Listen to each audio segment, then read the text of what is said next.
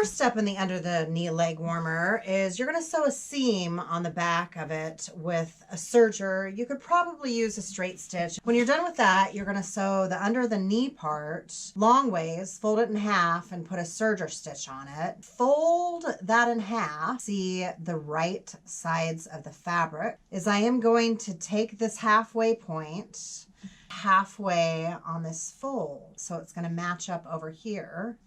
And then I'm going to sew it all the way around. So I've stay stitched the upper band to the lower part. If you open it up and put the right sides out, you can see that's what it's going to look like. And this is the part that's going to go under your knee. Here's my leg warmer.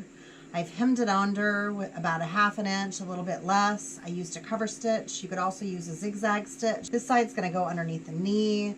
And I finished that stitch right there to flatten out that serger stitch. That is not necessary. I just like to finish my items that way. Thank you for watching. Don't forget to subscribe. And until next time, stay sexy. Bye.